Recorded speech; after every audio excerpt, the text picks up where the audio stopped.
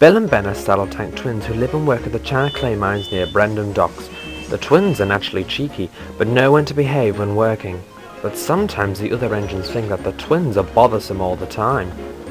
On one spring day, the way Thomas and Percy were talking, you would have thought that Bill and Ben were so cheeky that they did not work at all. They play tricks on the workmen, pushing the trucks out of the way when they're being loaded under the hopper, puffed Thomas. I heard they're more troublesome than the trucks, chuckled Percy.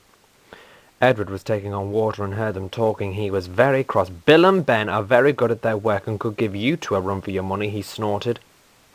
Just then James bustled into a siding next to Edward. He had been helping Boko with a long line of China clay trucks, and Bill and Ben had been playing their usual tricks. They bumped the trucks purposefully so my lovely red paint will be ruined, James huffed. Thomas and Percy laughed. See, said Thomas, they're nothing but trouble and too cheeky for their own good. So are you, snapped Edward. Thomas and Percy took that as their cue to leave.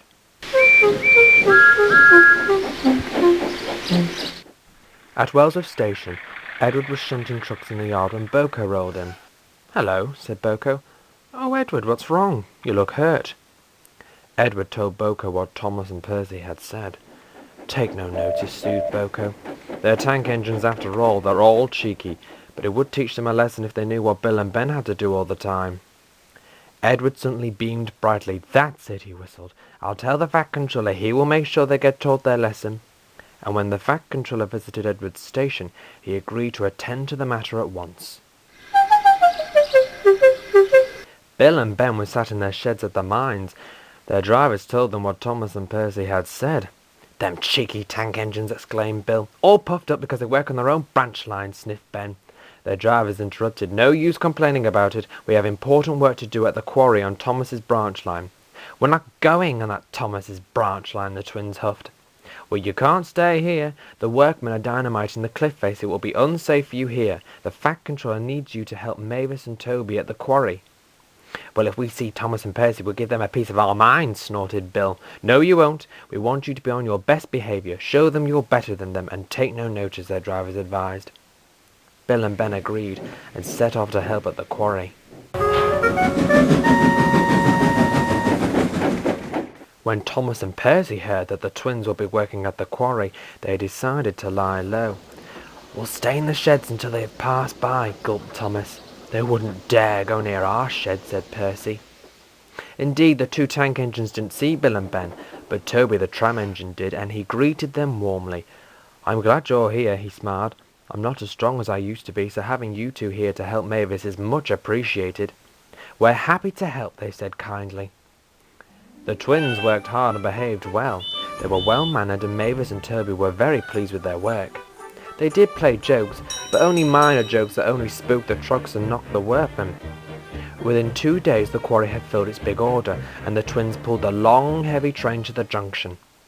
There Henry took over, and took the train away. The Fat Controller was very pleased with their work. As a reward for all your hard work, you may go to the works and have a new coat of paint. Oh, thank you, sir, whistled the twins. Oh, but what about the China clay works? They would have finished blasting by now. Don't worry, smiled the Fat Controller. I have everything under control. And with that, Bill and Ben steamed cheerfully to the works. But for Thomas and Percy it was bad news. They had to work at the China clay mines. Boko was there to greet them. So you're our new twins until Bill and Ben get back, teased Boko.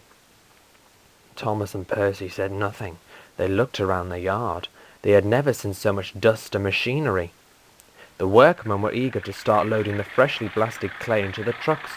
Thomas and Percy weren't. Come on, said the quarrymaster. When Boko comes back, we need a train of clay for him to take. The two engines took a deep breath and reluctantly started work. The noise from the machines was tremendous. Dust flew everywhere. Thomas and Percy navigated their way around the maze of different points and tracks. They didn't know their way around and were soon shunting trucks in the wrong places. This made the workmen cross. You have no sense of direction, they would say. Thomas was cross. It's not our fault, he huffed. We're not Bill and Ben. And what a shame it is, too, they joked. Thomas was furious. He backed towards a large chute that poured clay into tankers. This clay was made into a liquid. Percy was working near another chute where the clay was cut up into small stones. Thomas was getting too close to the liquid chute. Clay splashed all over him. "Ooh!" says Thomas. His warm boiler dried the clay, and it started to stick to his sides. "Get it off! Get it off!" cried Thomas. Before his driver could check him, Thomas charged in panic towards Percy. Percy was shunting trucks under the hopper when Thomas bumped into him. The two tank engines stopped right under the hopper, and mountains of clay landed on top of them. "Back, Percy! Back!" shouted his driver. Percy pushed Thomas and himself out of the clay before another load of clay thundered down the chute and onto the line.